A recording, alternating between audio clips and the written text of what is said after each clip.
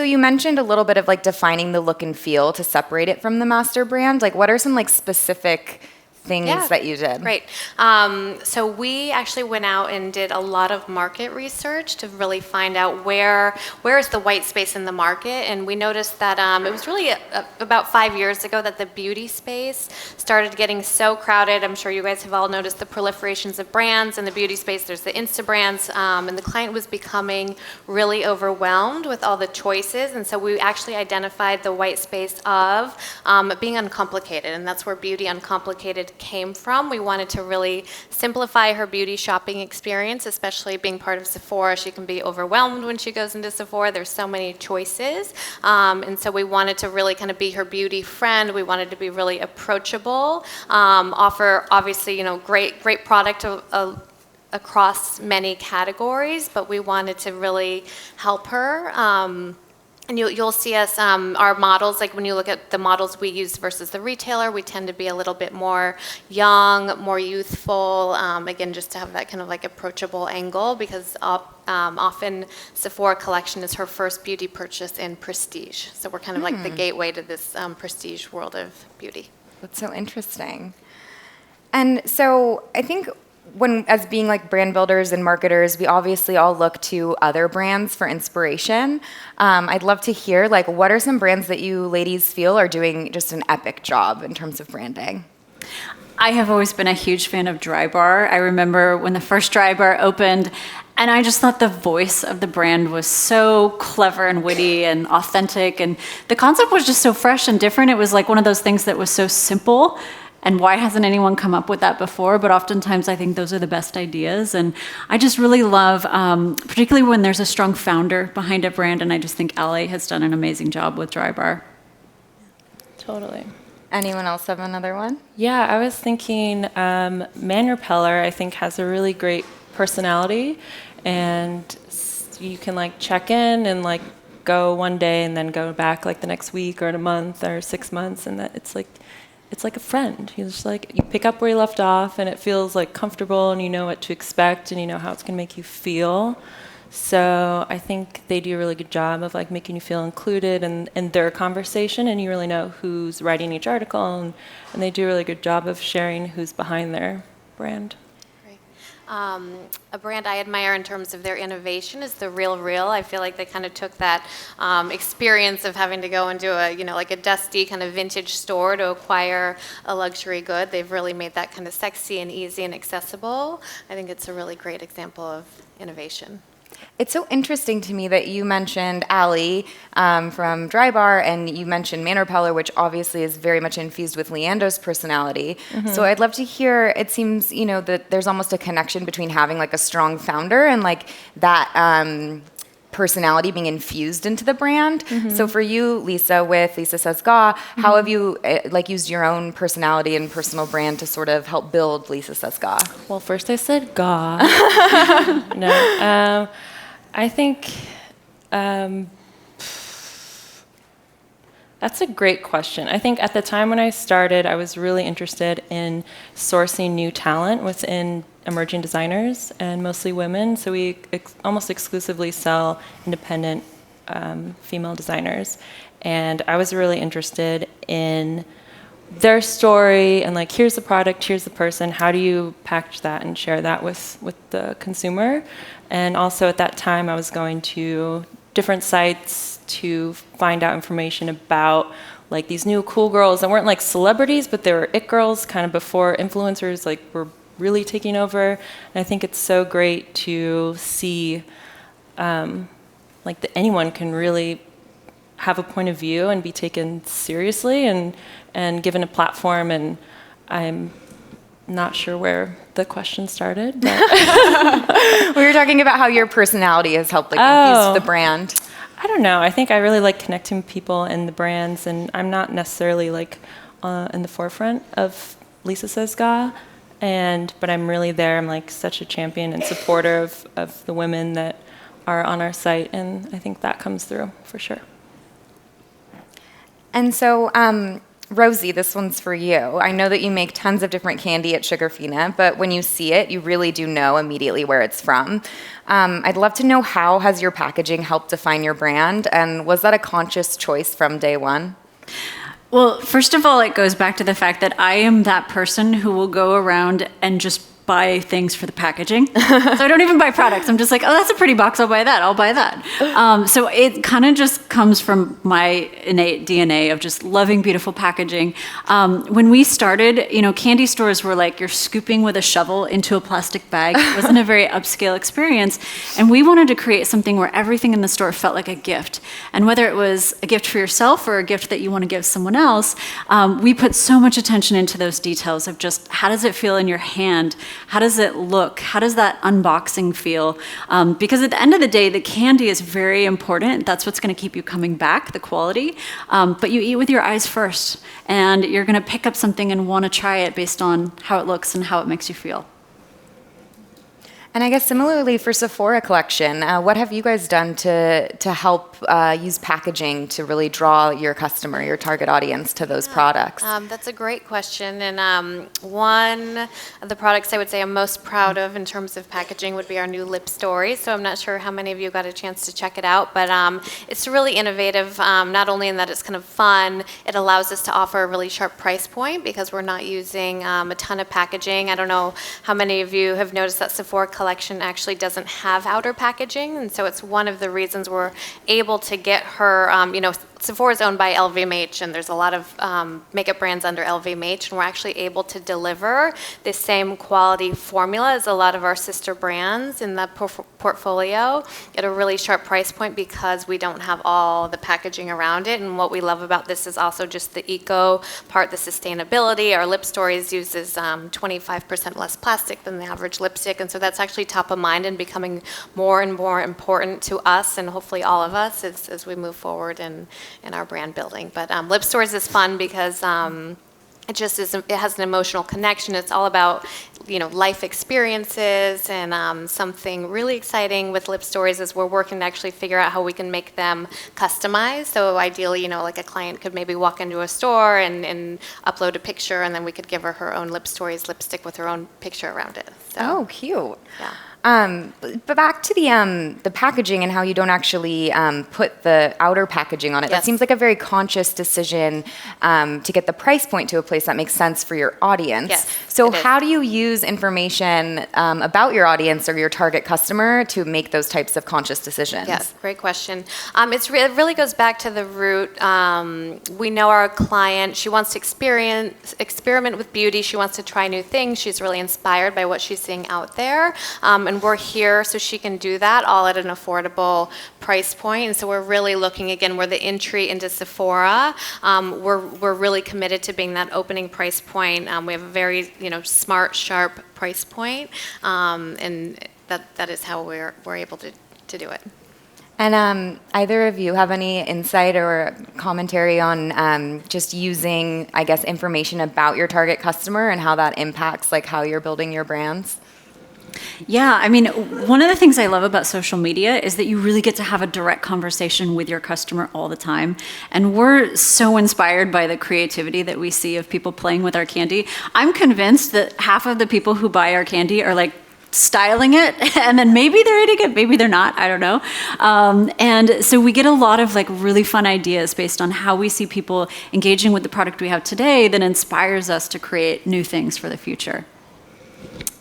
Can I just say everyone here looks so good, so stylish, and I get inspired going out to places like this, and some people have come up to me about the brand and talked to me, and just seeing what people are wearing and how they're wearing it, and that's what really drives me. And I think what I feel really connected to our customer, and a lot of people follow us for inspiration. So I think that's always on the top of my mind is how are we going to keep re-engaging our customer with things that are beautiful but cool and meaningful. And so this is awesome to kind of just see a bunch of women in one place, and that's inspiring for sure. And sorry. Sorry, I was just going to say with Sephora collection, we know that she's very much on her mobile phone. It's mobile first, and so we've developed some tools that she can only use on her phone. Like we partnered with Tinder when we relaunched the brand a couple years ago for this like swipe it, shop it, so you can like go through all these different beauty looks. But that was definitely a client insight, just the amount of time she's spending on her phone, and particularly this younger client who's shopping Sephora collection. Incredible. I love it. We do the same thing really at Girlboss as well. I'm sort of the one stalking everyone, reading all of your comments. Many of you probably see me in the Girlboss gang. And we love using that information, and it's so important, I think, to really creating an experience that works well for everyone. So I think another huge important thing with brand building is authenticity. We were chatting a little bit about how we think Sophia has done such an incredible job, like being authentic and really infusing that authenticity into our brand. How has authenticity played an important role in developing your brands? I'll go. Lisa Says Gah, I started on my own, and I think when you do start a brand on your own, you're already authentic because you're being you and you're creating something you're really passionate about, and that will come through. A part of what's made us authentic, I think, is the way we photograph things, the way we present things. We really focus on inspiration first and want people to be engaged with our content and imagery, and that's a number one compliment we get is like, oh, it just feels so authentic. And being an e-commerce site, when we sell clothing and shoes and accessories, and I think a lot of times people think we're a blog or don't realize we sell things, which I'm like, shit, we should probably fix that. But it's I think a great compliment that people come and they're just like totally inspired and want to be like a part of what's happening. Yeah, I think an important part of authenticity too is just telling your story. With Sugarfina, it came out of a love story. My now husband and I, on our third date, he took me to see Willy Wonka and the Chocolate Factory, and that was sort of where the idea sparked. And so, we really try to tell that story, and we have it, on the wall in each one of our stores, and telling the story of where the candies come from too, because there is something that makes them very special, and they come from, these true artisans from all around the world, and it's so important. I think people really want to connect with the people behind the products that they love. And so, even if you're shy, if you have your own business, I really encourage you to get out there and tell your story, because people just love that personal connection. Totally. In terms of growing your brand, some of your brands are newer, some older. How does a brand evolve as it grows? And what are some of the most important things to focus on in the early stages while you're small? And then how does that change as you get big? That was sort of a long question. I'll take a stab at the first part, which is really evolving. So again, we started as this, private label brand. It was all about proliferation of color, and then as time went on, we realized that that really wasn't enough to hang our hat on. Any brand can have proliferation of color and a lot of product, and so it really went back to refining the product assortment, going back and branding ourselves as Beauty Uncomplicated. But two kind of major things we've done. One is strategic partnerships. So we have a great partnership with Style Hall, and they help us with our influencer model. We all know how important they are in today's world, and it's really important for us. We don't just want anyone talking about our brand. We truly want people who love Sephora collection, who we found people who are already using it to partner with, and that was really big. And then another kind of big milestone for us was getting Helen Phillips to be our national makeup artist. We were kind of fighting to get someone to be the face of the brand and really have an artist with this kind of like next level expertise, and she's fantastic, and she's kind of taken us to the next level in terms of artistry and just having that friendly face associated with the brand.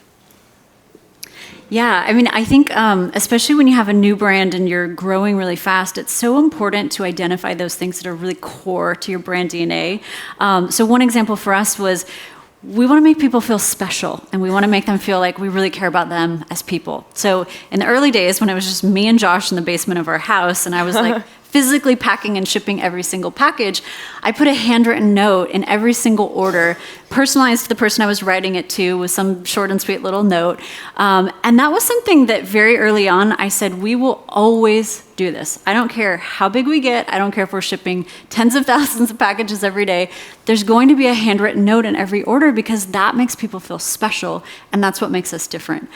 So today, we're shipping thousands of orders a day, and everyone who fulfills our packages has to have really nice handwriting. We actually have a handwriting test. And people will post that on social media. They're like, oh my gosh, I can't believe this company wrote me a personal note. So those little special things, I think really those details make a big difference, and don't lose those as you grow. Really make those a priority, and even if it's a little more expensive or a little harder, I think it's so worth it. And so do you think that something like that is maintainable as you grow?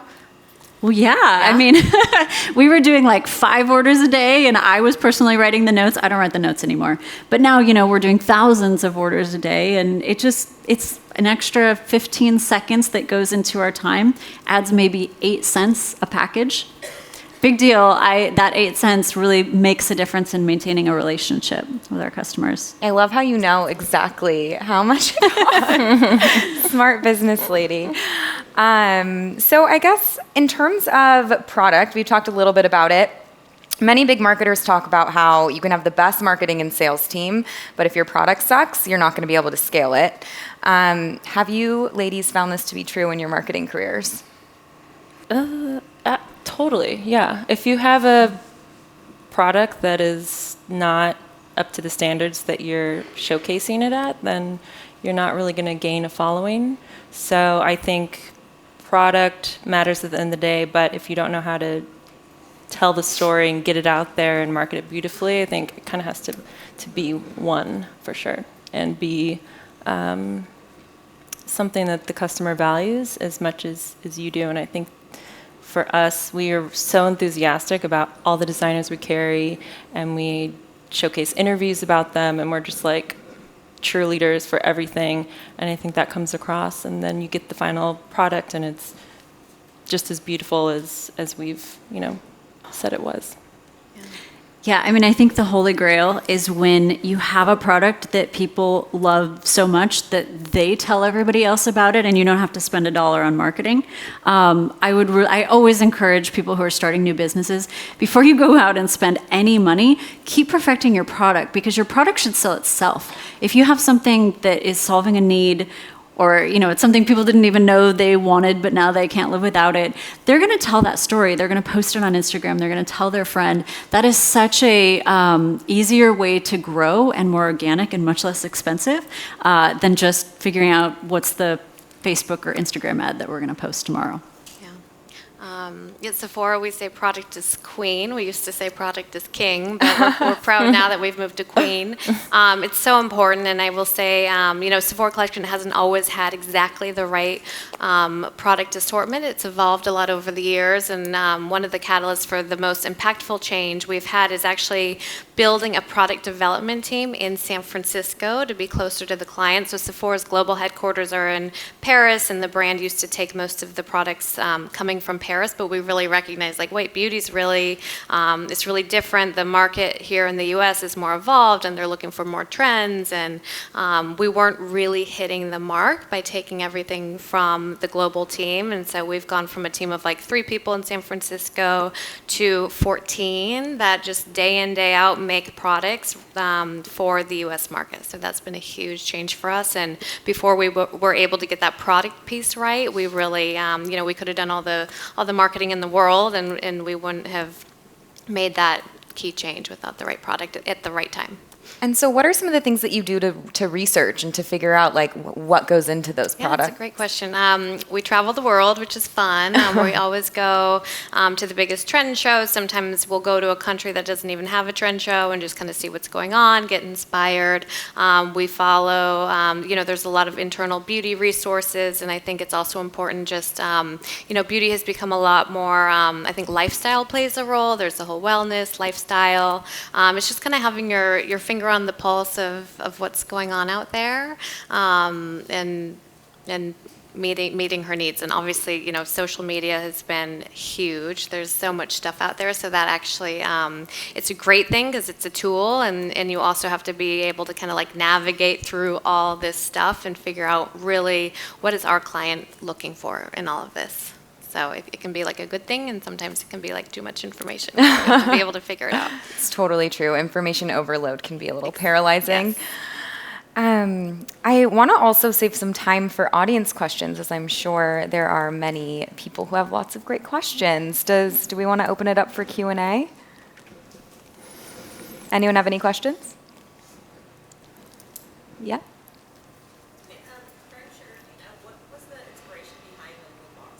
I'm just going to repeat the question so everyone can hear. What was the inspiration around the little boxes? Yeah, we wanted to have a modular system and something that almost felt like the jewel box of candy. So, with the cubes, there was a lot. I mean, I get obsessive about this stuff, but thinking about, can you hold it with 2 fingers so it feels very delicate? The clarity of how it looks, and it really presents the candy on the shelf.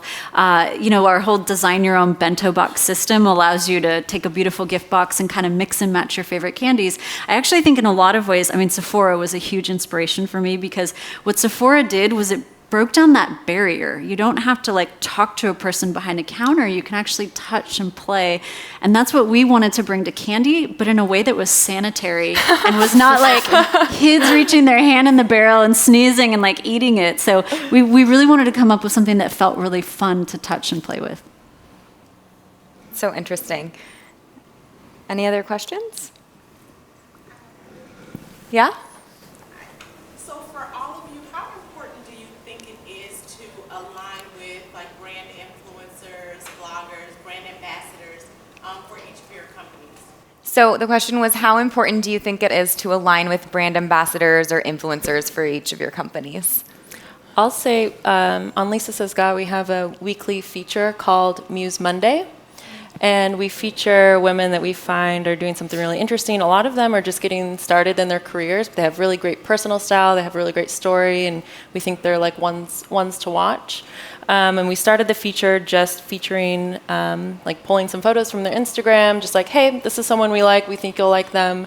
And more recently, we started gifting our muses and hey, we'd love for you to style this and show how you style it for our audience. I think it's really important to have other people do the presentation other than hey, this is how we style, this is what we think of it, and having someone else step in. So influencers in that regard are huge, even if they're not the biggest. I think you can start with people that are just in line with your vision and your brand. Yeah, I totally agree with that. For Sephora Collection, we definitely use influencers, and we're pretty new. We've been on Instagram for only 2 years, so in the world of Instagram, we're still kind of babies, but we have a great partnership with influencers. I do think they're important, but I think more than the number, instead of quantity, I think it's the quality. I think you need to find people who authentically represent your brand, who are truly passionate about it. They use the brand, so it's using them and using them in the right way, and making sure that you have the right ones working with their brand. And so that actually leads me to another question for Rosie. I know that you've done a lot with partnerships with other brands, actually, versus just influencers. Want to tell us a little bit about that and how that's worked for Sugarfina? Yeah, we love doing this. I think it's so fun to collab with another brand, because it's just an opportunity to play and come out with all these creative ideas. One example, we did gummy bears infused with Whispering Angel Rosé 2 years ago, when it was peak rosé craze. And it was insane. The product completely went viral. Our whole year's production run sold out in 2 hours on our website. Oh, we started a waiting list, and the waiting list got to 18,000 people. It was just complete insanity. And it was almost it kept building upon itself. So that's one great example. We launched green juice gummy bears as an April Fool's joke one year. And people were like, oh my God, where are the green juice gummy bears? And we're like, it's not real. It's a joke. But then at the end of the day, we're like, well, I guess people are telling us they want this. So we started developing it, and we called up Press Juicery, an LA friend of mine. And we said, hey, I know this is going to sound totally crazy, but what do you guys think? And they loved the idea. And it was just one of those like unexpected fun partnerships. And I think that's what's great about collaborations is they give you permission to do something really fresh and really different. And you're able to bring in a new audience as a result of it. So the rosé thing almost feels like something that you were taking like perfect advantage of a trend. Do you have any examples of other times where you've used something that was like very trendy to create a brand building moment? Trendy. I'm thinking. Scrunchies are trending. No, but I would like shift that and say that we've done a lot of charity collaborations, and one of which was our first year, and a friend of mine was diagnosed with breast cancer. She was only 28, and it was Breast Cancer Awareness Month was coming up, so we decided to have a boob shop. And boob, like, gear and product was trending at that time, so it was really easy to find like, oh, this boob mat and like the ceramic boob potted plant thing, and then we like had a bunch of artists like do some like fun T-shirts. So it was a fun way to talk about like a serious subject in an engaging way, and then it also gave back to the place where she was being treated. It's really cool. Great. Oh, now there's lots of questions. Okay, all right, yeah. Before I mostly I'd say Beth and Rosie, how have you felt like you can build in your personal brand, even though the brand isn't necessarily you? And at what point did you feel like you kind of started figuring out what your personal brand was and how you were going to bring that to the table? Okay, so how are you using your personal brand even though it's not directly related to like the company that you work for, and when did you make that? Kind of start to figure out how you can bring that to the table. When did you figure out how to bring that to the table? Yeah, it's a great question. I would say for me, my personal brand doesn't really go into the brand through, like, there's kind of a boundary for us.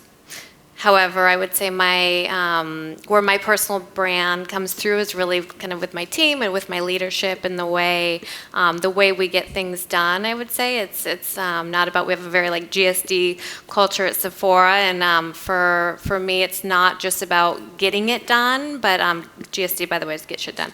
It's not just about getting it done; it's how you get things done. It's the style. Like you can't like mow over people on your way to the end result. It's really important to get to the end result. But for me, we've built a culture in Sephora Collection. Like we have our own kind of like values for Sephora Collection, the Sephora Collection team. On like hustle is one of our values. It's the way we get things done, and the way we treat our cross-functional partners. And because again, like we're this independent brand, but the reality is we really need the retailer. We're like the little like leech.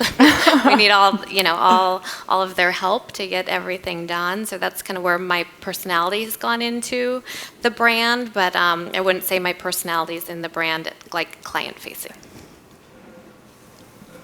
So one of our core missions is this concept of spread sweetness, and it's really meant for everyone on our team to always be thinking from things from the perspective of what is that taste in the mouth that you want to leave with somebody? Do you want them to walk away from whatever it was? It could be a negotiation that you had to do or a vendor that you're working with.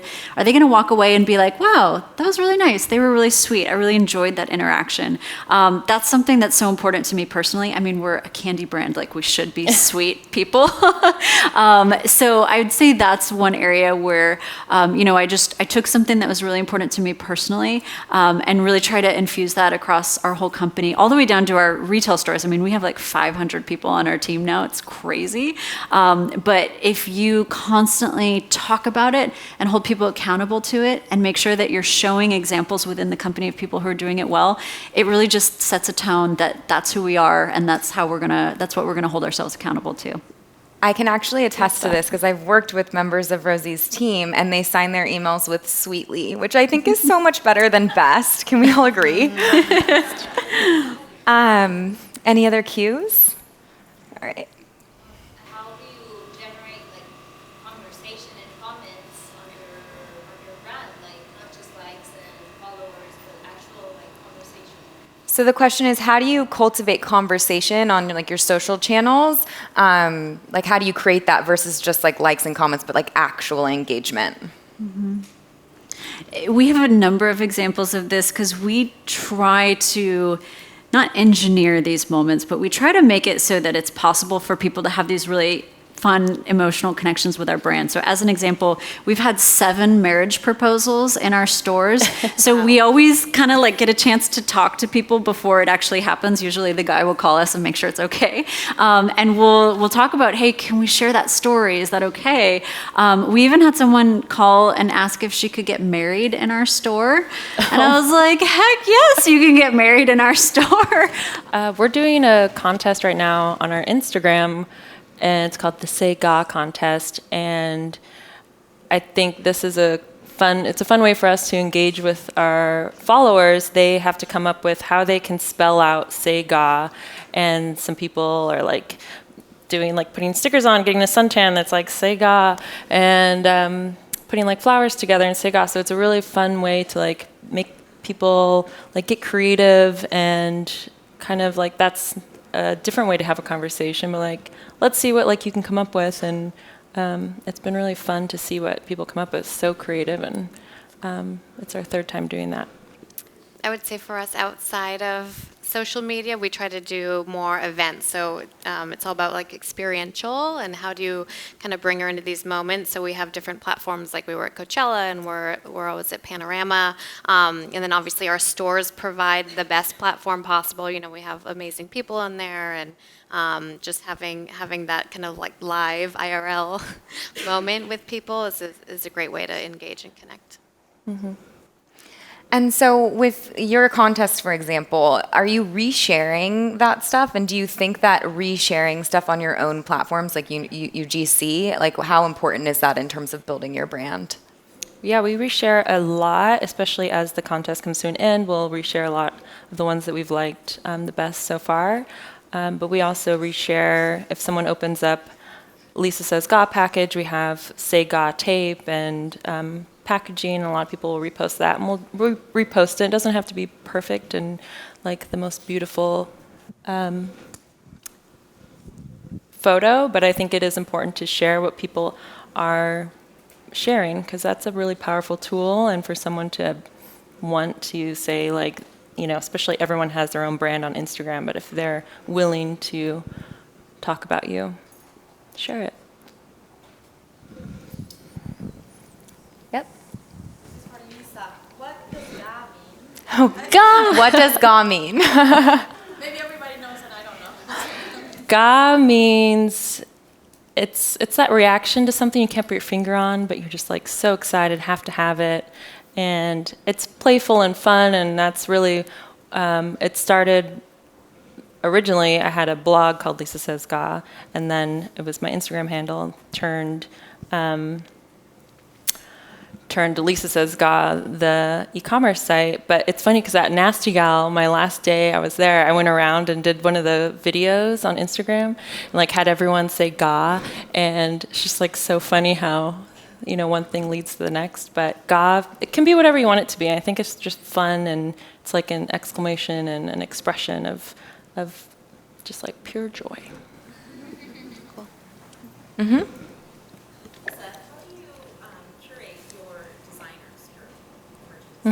How do you curate your designers?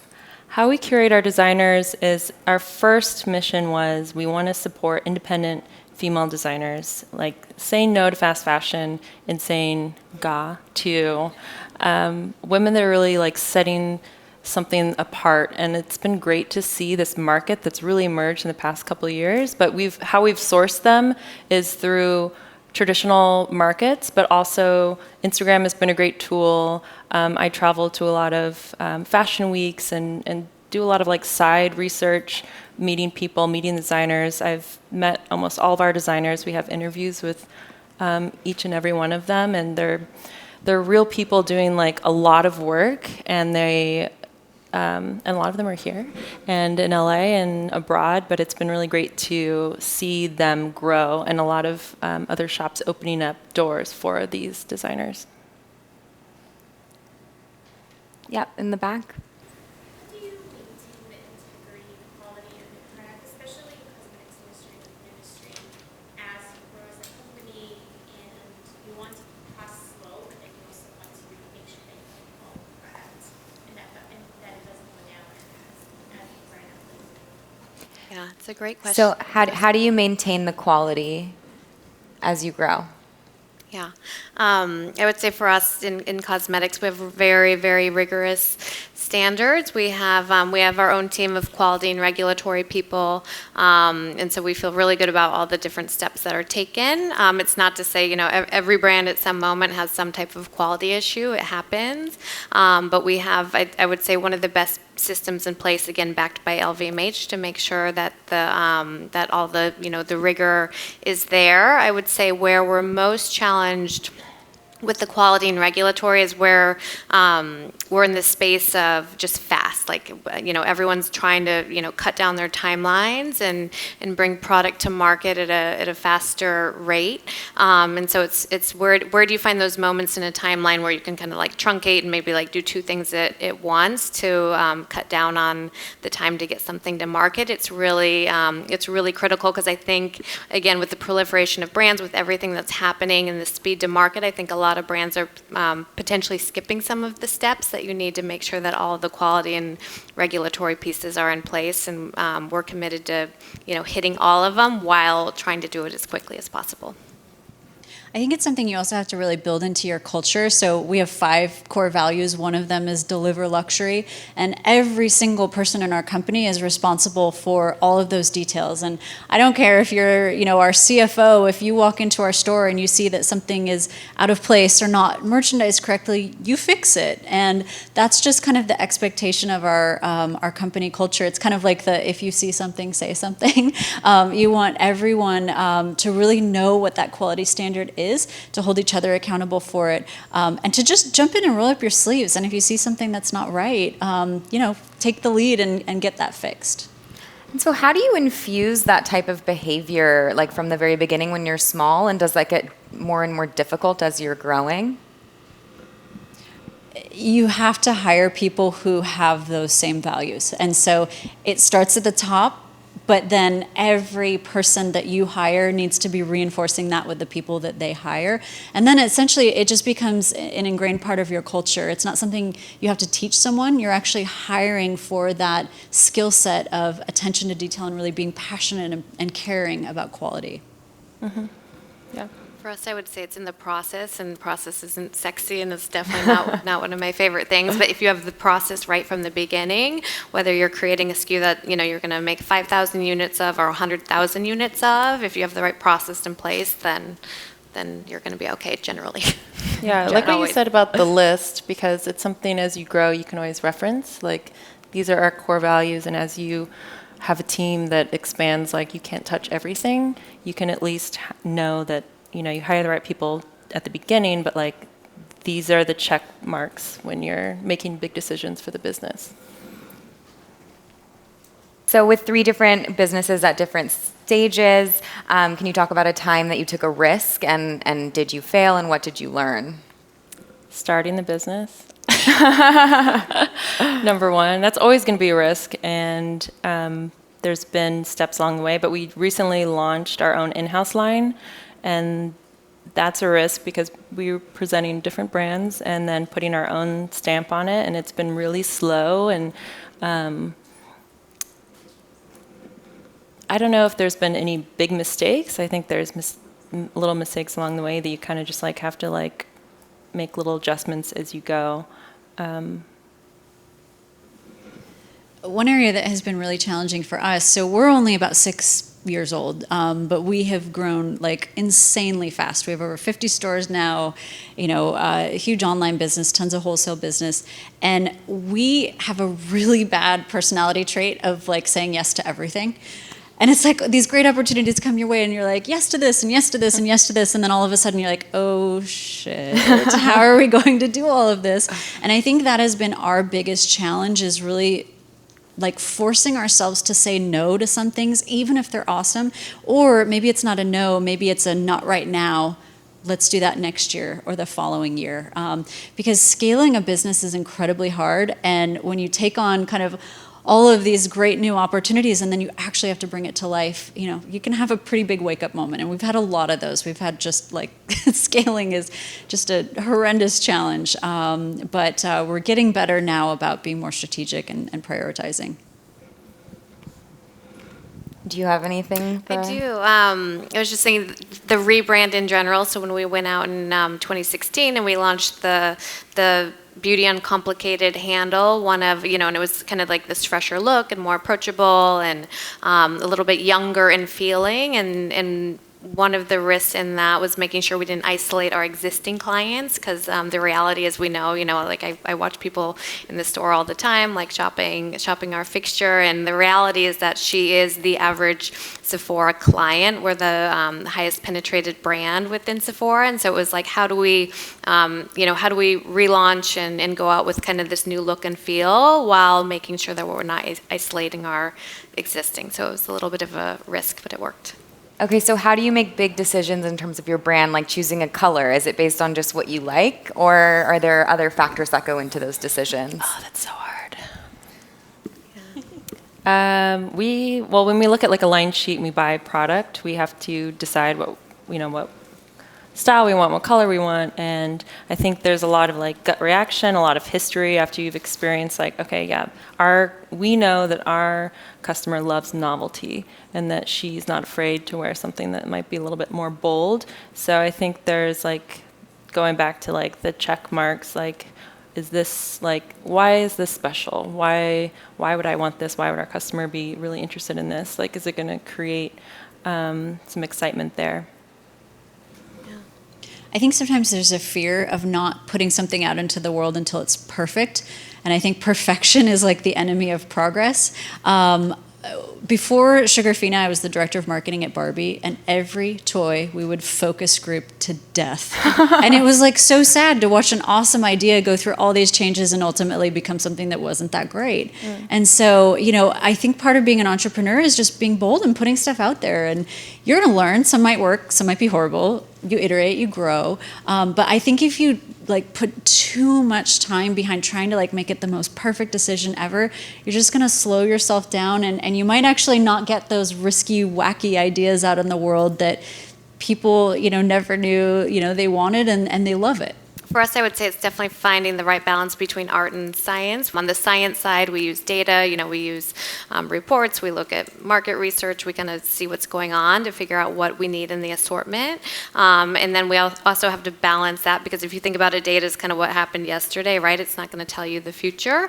And so it's really balancing the data with just kind of the merchant gut and being able to, predict what we think she's going to love, and similar to what you were saying, we think it's okay to take risks. We'll launch a green lip gloss just because we think it could be fun and exciting, and it'll draw her over to the fixture, and she might walk away with that pink lip gloss. But we're proud that we give her, a green lip gloss option, because why not? We don't take ourselves too seriously in Sephora collection. I think it's a good thing. We have fun with it. So how did you acquire your first customers when you didn't have a huge marketing budget? Like, what scrappy things did you do? Well, my first customer was my mom, and my second customer was my sister, and so on and so forth. If you have a product that you can give away, that is probably the most powerful thing, is just get it out there and get people to experience it.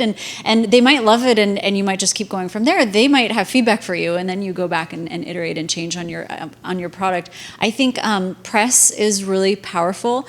A lot of people think they need to hire a PR firm to do that. You absolutely do not need to do that. In fact, I have found that media really want to talk to the founders. They want to talk to the people behind the brand. And so don't be afraid to just find out who writes articles about whatever your business or industry is, and go send them an email. You'll be surprised. They'll probably get back to you pretty quickly if you kind of lead with that, hey, I'm the founder of this new company. Here's this new thing. Can I send it to you?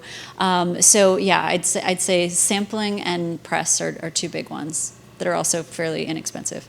I agree. Start with your community, which is friends, family, locally. For example, we're online only, but in San Francisco, I reached out to local press, and Refinery 29 had an office there, and the editor was there, and I contacted her, hey, I'm starting this new website. It was before it even launched, and I would love to just tell you about it. And so we sat down, and I told her about it, and then, fast forward a few months, she wrote an article about it, which was huge for us, and it brought so much traffic, and it opened up more doors. So I think just if you focus on one door at a time, it will lead to the next. And start small, even if you're online, meet the people that are in your community. I did the same thing with local bloggers, going out and I want to know you because you're doing something awesome. Let me tell you what I'm doing, and just starting on that level. That also seems to come sort of back to networking. So Beth, what's something in terms of mettworking and meeting other women that's helped you in terms of branding? Yeah, there's a lot of that in beauty. There's everything from huge organizations. There's CEW for oh my gosh, cosmetic executive women. I love that I don't know exactly. So that's a large organization that you can network and meet other people. There's a lot of people internally. We're really tight with our brands and the rest of the brands we carry at Sephora, peers, but definitely important to make those connections. And I think even it's good to also get outside of your industry. So I think it's great to meet with people in beauty, and it can be even more interesting. I'm taking a lot in right now by talking to these women, and I think it's important to also kind of get out of your circle. Mm-hmm. What is the best piece of advice you took, and what is the best piece of advice that you didn't take? Okay, what was the best piece of advice that you took, and what was the best piece of advice that you didn't take? That's a good one. Oh, that's a good question.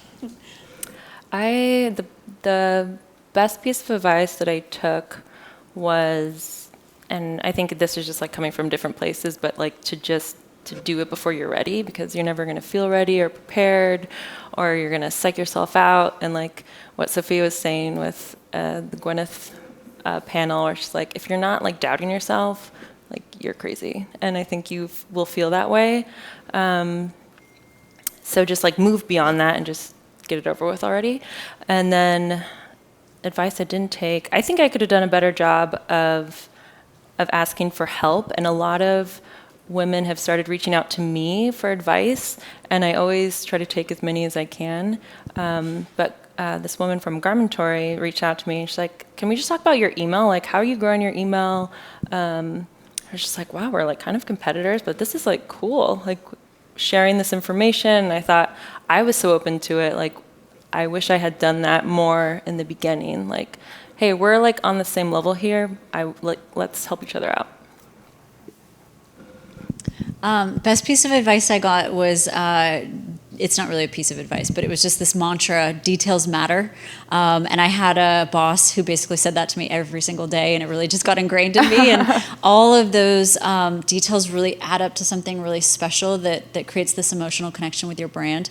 And then I would say the best piece of advice I didn't take is to take care of yourself. It is really hard to run a business, as probably most of you in this room know.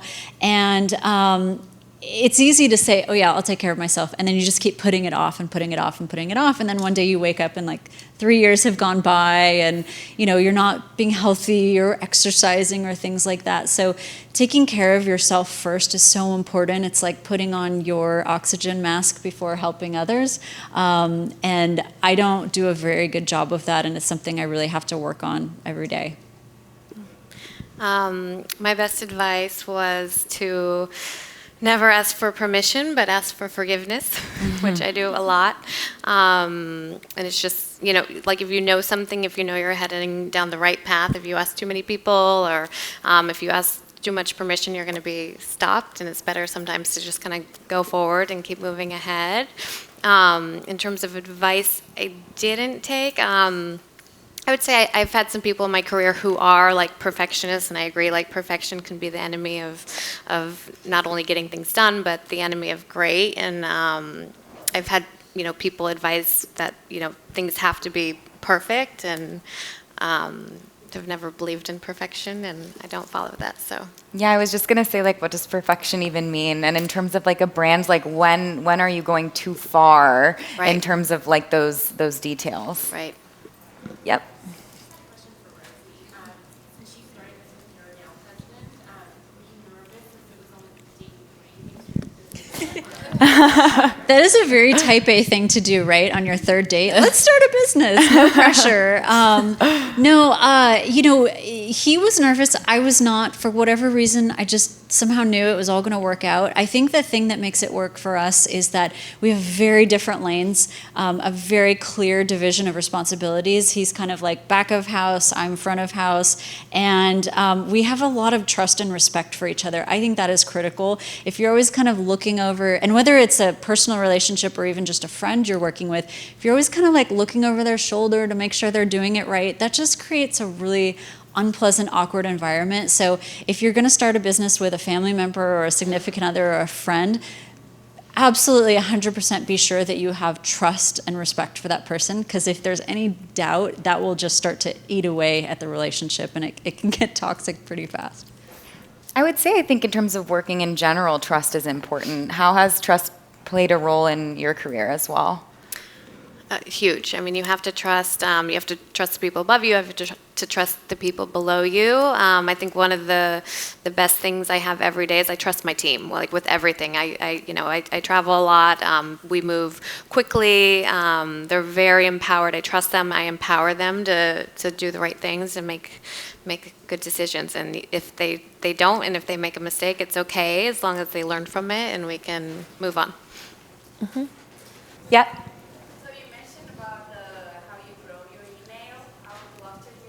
I actually want to know too. How are you ladies growing your email list? This relates to my job. Give away free candy for every email sign up.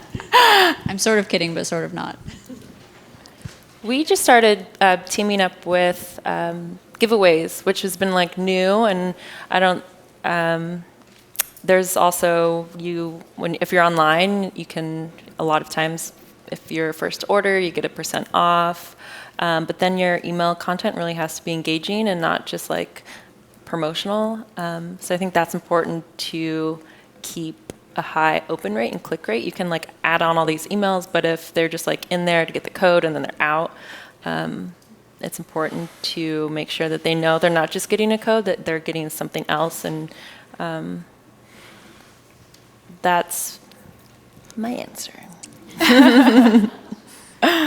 Amazing. Well, I think we probably have to wrap up, but thank you all so much. We've had so much learning on brand building.